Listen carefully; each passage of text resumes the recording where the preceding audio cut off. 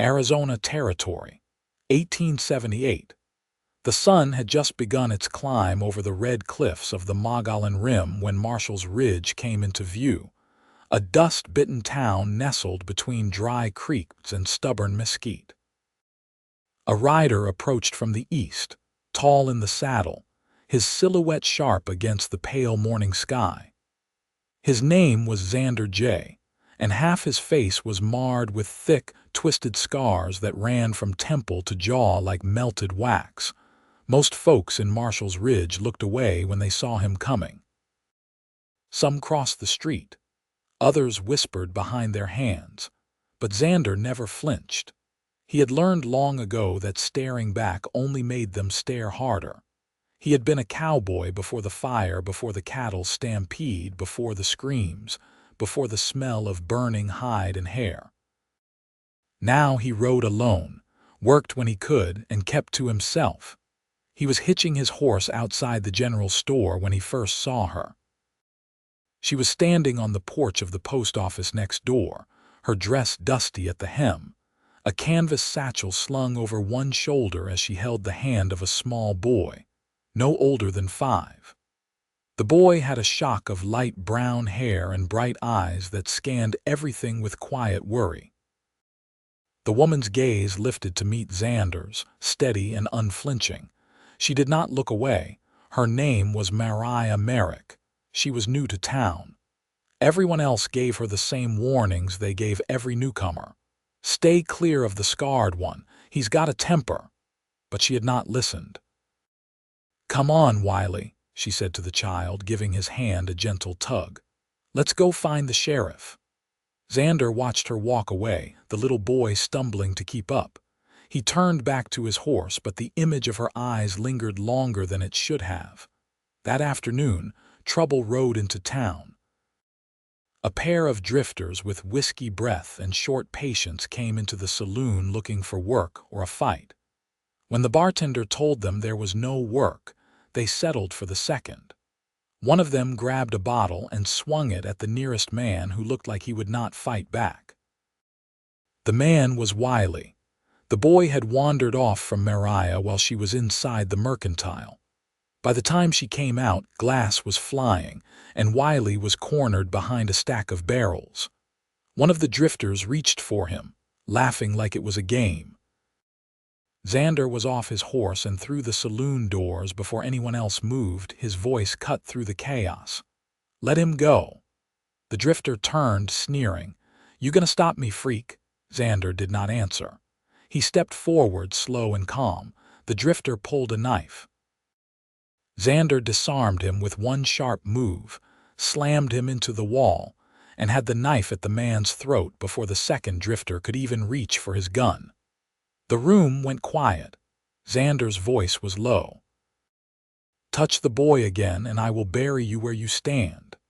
The drifters left town before sunset. Mariah found Xander outside the livery an hour later, brushing down his horse. Wiley clung to her skirt, his small face pale but safe. You saved my son, she said. Xander did not look up. Just did what anyone would do. She stepped closer. No, not everyone would have. He glanced at her then, one eye shadowed beneath the brim of his hat, the other side of his face twisted with old pain. You do not need to thank me. I do, she said. You stepped in when no one else moved. Wiley could have been hurt. The boy looked up at Xander with wide eyes.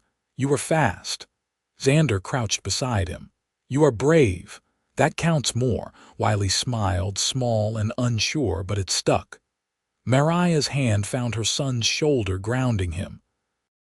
I heard what folks say about you, she said quietly. I do not believe them. Xander stood. You should. She shook her head. I saw what you did. That is what I believe. He looked at her then, really looked at the way her hair curled loose from its braid, at the dirt smudge across her cheek, at the fire in her eyes when she spoke. She was not afraid of him. Why are you here? He asked. Mariah hesitated. My husband left us in Kansas. Said he had business and never came back. We waited 2 years. I finally stopped waiting. We came west. I heard there was work here, maybe a school for Wiley. Xander nodded slowly. You have family? No, just us. They stood in silence for a moment. Then Xander reached into his coat and pulled out a folded piece of paper. This ranch on the edge of town, McClary's place. He is hiring. You could cook or help with the stock. Mariah took the paper. Thank you. Wiley leaned against his mother's side. Can we stay here, Mama? She looked at Xander. Might be we can. That night, Xander sat alone by his fire outside town, the stars above him cold and bright. He thought of her words. I do not believe them. That voice, quiet and sure, had stayed in his chest like warmth that would not fade. He had not felt anything like that in years. The next morning, Mariah started work at the McClary ranch. Wiley came with her, chasing chickens and trying to help until someone handed him a broom half his size. Xander stopped by with supplies and ended up fixing a broken gate. When he left, Wiley waved at him from the porch. Mariah called after him, Come back tomorrow. We owe you supper. Xander paused, then tipped his hat. All right. And he did. Each day after, he came back, fixed a fence, checked the water line, helped Wiley learn how to hold a lasso. Mariah laughed more now. Her hands grew calloused again, but her shoulders rested easier. Wiley followed Xander like a shadow, asking endless questions. And Xander, he found himself answering every one. One evening, after the sun dipped low and the air smelled of sage and warm dirt, Mariah brought out 2 plates and sat beside him on the porch steps. Wiley had fallen asleep inside. She looked at him, her eyes full of something soft but steady. Do you know what I see when I look at you? He stared straight ahead. A man most folks avoid. No, she said. I see someone who saved my child, someone who shows up. Someone strong enough to carry his pain and still be kind. He turned to her then, and the firelight caught the deep scars across his cheek, the place where flame had changed him. He waited for her to flinch. She did not. You are the most beautiful thing I have seen, she said. His throat tightened. You do not have to say that, I want to. Xander looked at her for a long moment.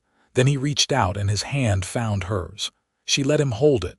Her fingers were warm, worn, and sure. And for the first time in years he did not feel alone. 3 weeks passed. Monsoon clouds gathered most afternoons but never broke. The heat settled low and heavy, making the air taste of iron and dry stone. The McClary stockyard creaked with it. Cattle swatted flies with bone-thin tails, and the dust clung to everything, even the quiet. Xander worked long hours, though he never called it work. He fixed what needed fixing, moved what needed moving. Wiley trailed him when McClary let him, barefoot and curious. Mariah cleaned the bunkhouse cookstove until it shone and started baking cornbread with diced green chili. One morning, she stood at the ranch's shallow well, drawing up a bucket. Her sleeves were rolled to the elbow, and her forearms showed the kind of strength that came from raising a child alone through 2 winters. Xander crossed the yard carrying a busted saddle strap. You ever sew leather? He asked, holding the strap out. Mariah poured water into a basin and wiped her hands dry on her apron. I patched a harness once with a thorn and wax thread, held long enough. That'll do. She brought the strap inside the cookhouse and sat at the small table. Xander leaned in the doorway, arms folded. She threaded a needle without squinting. You ever think about leaving? She asked, not looking up. From here, she nodded. He watched her tie a knot. Some days I think about Colorado. Heard the trees grow so high it feels like the sky's closer. Why haven't you gone? Nowhere's different if you're carrying the same weight. Mariah paused, thumb pressed to the leather. What weight is that? He shifted once, then answered. The way folks see me before I speak. She didn't say anything at first, then. You're not the only one carrying something. Her voice was low and even, but he felt the edge of it. He sat across from her. "You want to tell me?" She looked at the stitch in her hands. "We were stuck in a sod house outside Abilene for 6 months. He said he was going to town for a new plow blade. Took what little silver we had. Never came back. Wiley was 3. Xander watched her face, the set of her jaw. He didn't speak. She tied off the thread and held the strap out to him. "Should hold." He took it gently. "So will you." That evening, the clouds finally broke. Rain came sudden and hard, soaking the earth and carving small rivers down the rutted trails. Xander had to stay the night in the bunkhouse where McClary let him sleep when storms made the road home a mess of clay and stone. He stood just inside the barn when Mariah came running in, soaked through, hair plastered to her neck. "Wiley's scared of thunder," she said. "Too much for him alone. I'll come." They crossed the yard together, boots sinking into mud. The kitchen lantern flickered when they stepped inside. Wiley sat curled beneath a quilt, eyes wide. Xander crouched beside him. "Storms can't hurt you in here." The boy nodded but didn't say anything. Xander sat down on the floor beside him, back against the wall. Mariah lit another lamp and set it near them. "Tell him a story," she said. Xander thought for a moment, then said, "Once I had a dog named Tully. Found him near the Pecos River with a cactus thorn in his foot. Meanest thing I ever saw. Bit me twice trying to run off, but I carried him back to camp anyway. After that, he never let me go anywhere alone." Wiley's voice was quiet. "What happened to him?" "He got old. Died under a juniper tree, warm and full. Buried him with my own hands." Mariah sat on the edge of the bed, listening. "That's a good story." Xander looked at her. "I think about him when I'm riding. He was the only living thing that didn't flinch when he saw me." Mariah reached for the lamp and turned the flame down low. "He saw what mattered." The storm eased after midnight.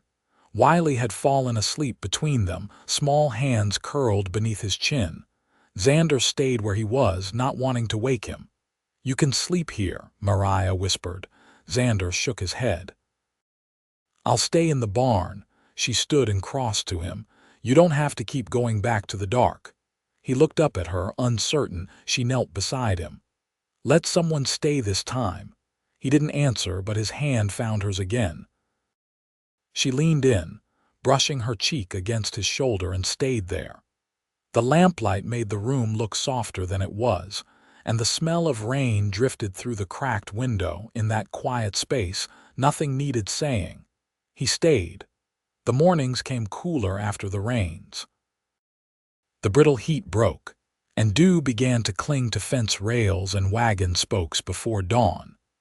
Xander rose early, as he always had, but now his first glance was toward the cookhouse window, where the oil lamp flickered just before sunrise. Sometimes Mariah was already up, washing yesterday's tin pans in the basin. Sometimes she wasn't. Both felt like something he was allowed to notice now. Wiley had taken to carving small animals from driftwood scraps. He carried them around in his pockets, half-shaped coyotes, little birds with one wing, a long-legged horse with no tail. One afternoon, he handed Xander a crooked dog with rounded ears. "Looks like that one you told me about," he said. Xander rubbed a thumb over the carved back. "Tully's got a better nose than this." Wiley laughed, then ran off before Xander could hand it back. Late that same day, Mariah found Xander in the smokehouse, hanging meat with McClary's foreman. She waited until he was done, then stepped inside, her dress hem dark with creek water. "I need to ride into Ridge Hollow," she said. "There's a woman there sells patent ink and a slate board. Wiley's near ready to read, but he needs more than stories to get there. I'll come with you."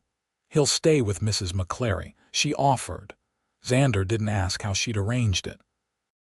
He only nodded and met her at the hitching post a half-hour later. They rode out together under a sky washed gold by thin light, the trail damp but no longer slick. Ridge Hollow lay west, pinned between low hills and old cottonwoods. It took more than an hour to reach the outskirts, where a cluster of homes circled a narrow chapel and a dry goods store with a crooked shingle roof. Mariah dismounted first, tying off her mare with a quick hitch. She moved with ease now, no longer watching for judgment in every stranger's glance. Xander followed her inside the store and kept quiet while she bartered for ink and a slate. The shopkeeper, a man with a missing tooth and a hawk's gaze, didn't blink at Xander's face. That was new. On the way back, they rode slow, letting the horses walk. The air smelled of mesquite smoke and damp earth. "My father was a cooper," Mariah said. "Barrels, casks, anything that needed to hold water. He used to say you could tell a man's character by how steady he held a chisel." Xander tilted his head. "You think that's true, maybe. Or maybe he just liked saying it. He died before Wiley was born." She didn't say more, and he didn't press. They rode in silence for a while, the kind that asked nothing, only offered space. Halfway home, they came across a downed tree over the trail. Mariah dismounted and studied the tangle of bark and exposed roots.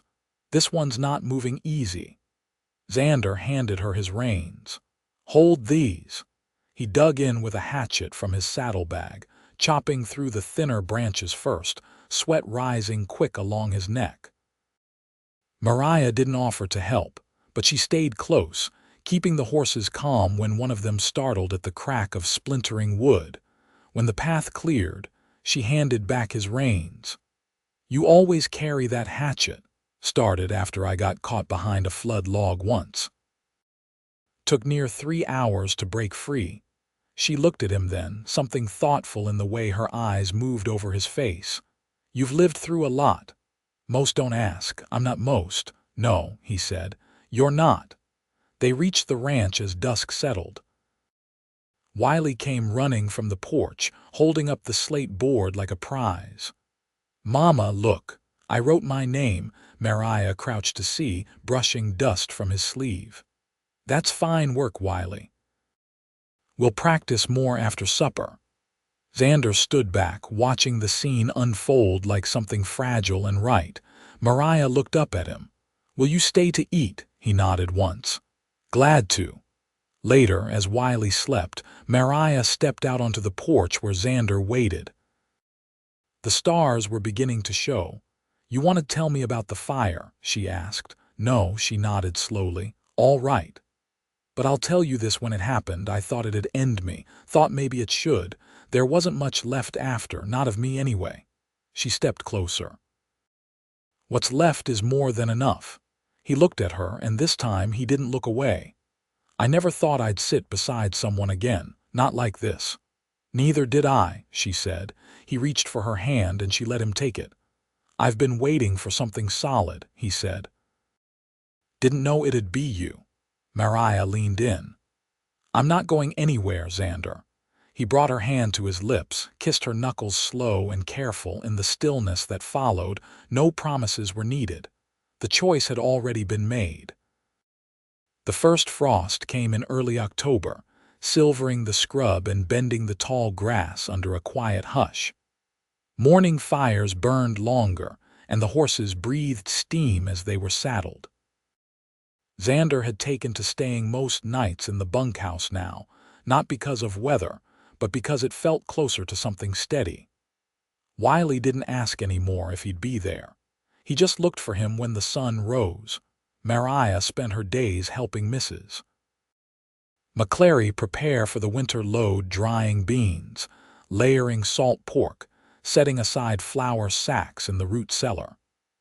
In the evenings, she read from the ledger she'd bought in Ridge Hollow, teaching Wiley his letters one line at a time.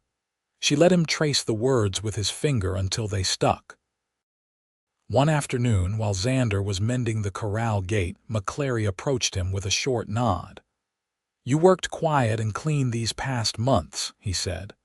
"I've got 80 acres out west of the orchard, mostly mesquite and stone, too rough for cattle. But if you want it, it's yours to work. Long as you stay."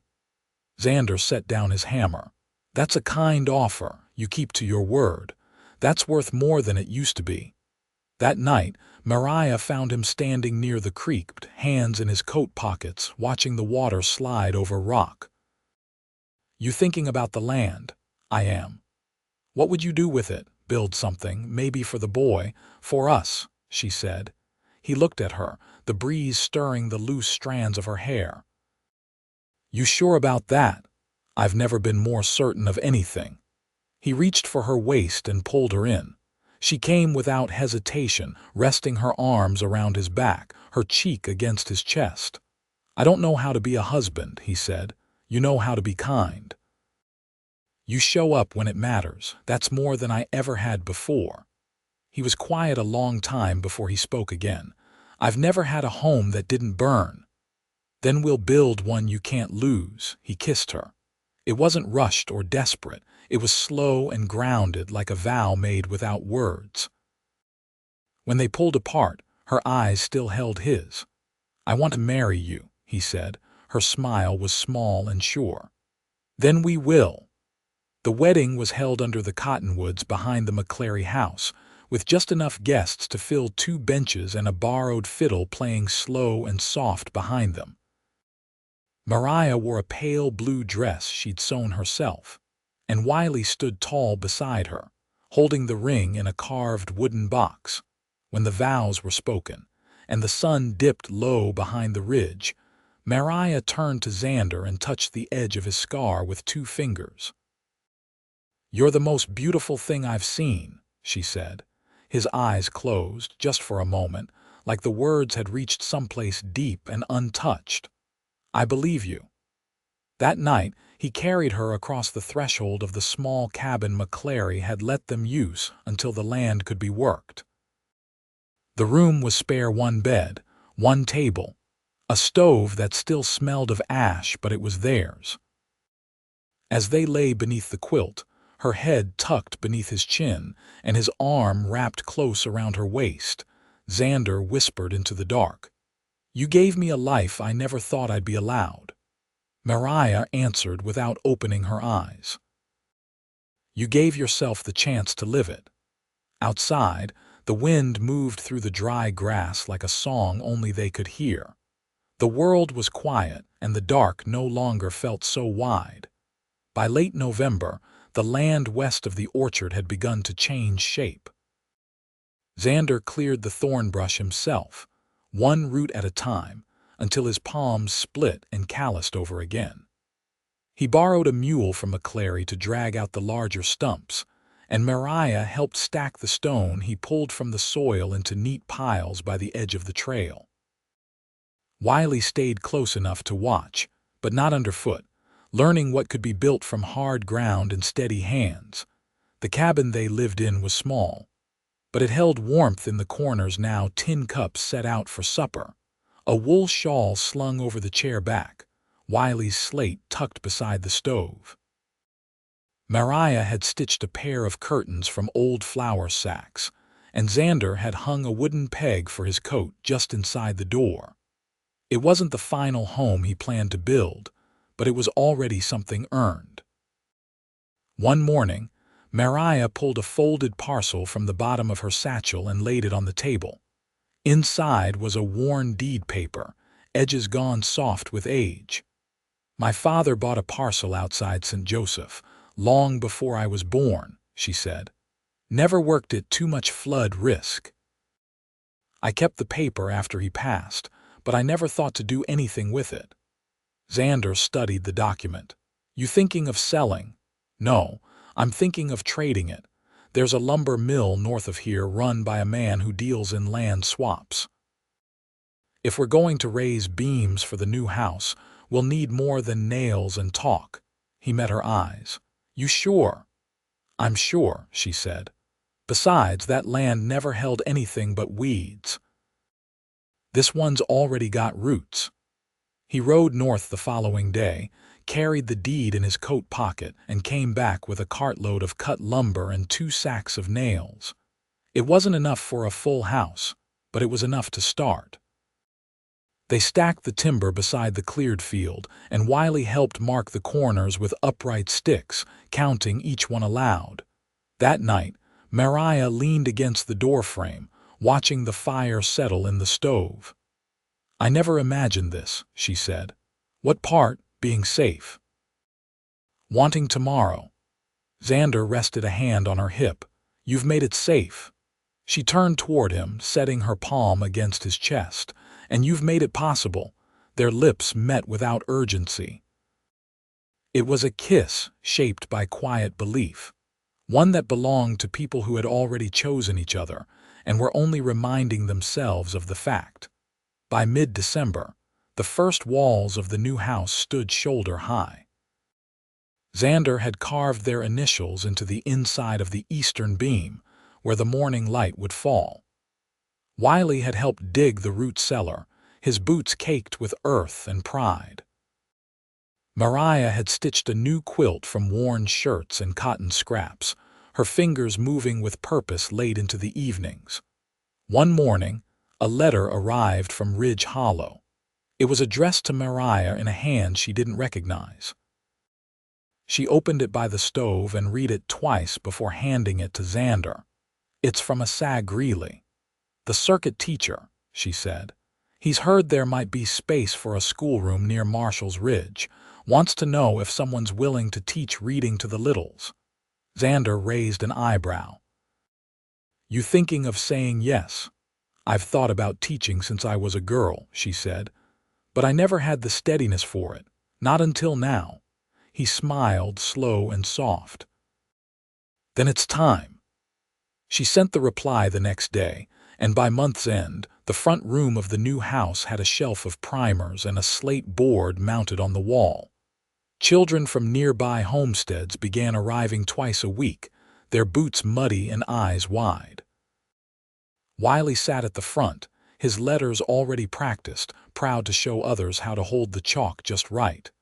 The roof went up in January, and Xander carved a date into the lintel beam. 1879.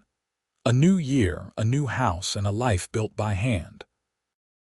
One cold evening, with the wind howling against the eaves and Wiley asleep under the new quilt, Mariah pulled Xander close beside the stove.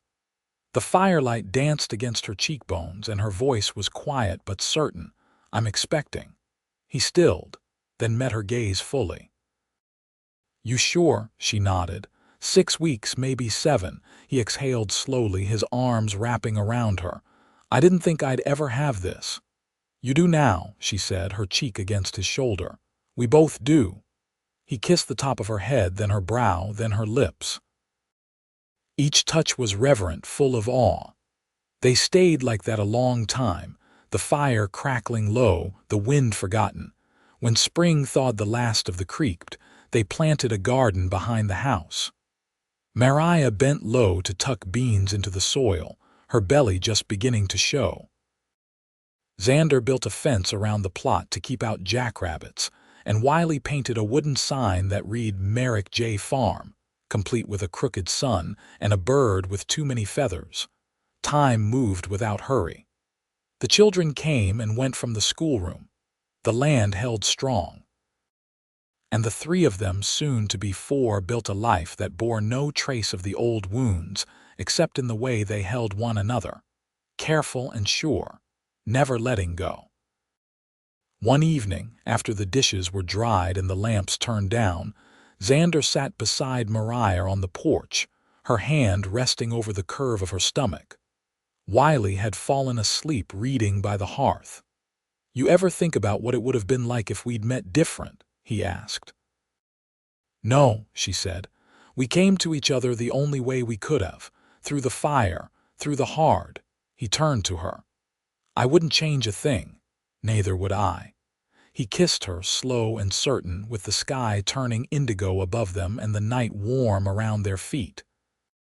The scent of mesquite smoke drifted from the chimney, and somewhere out beyond the fence, a nighthawk called once, then again. Inside, their son dreamed beneath a roof they'd built with their own hands. And outside, Two people who'd once believed they were broken sat wrapped in the quiet truth of what they'd become. Whole. Together. Home.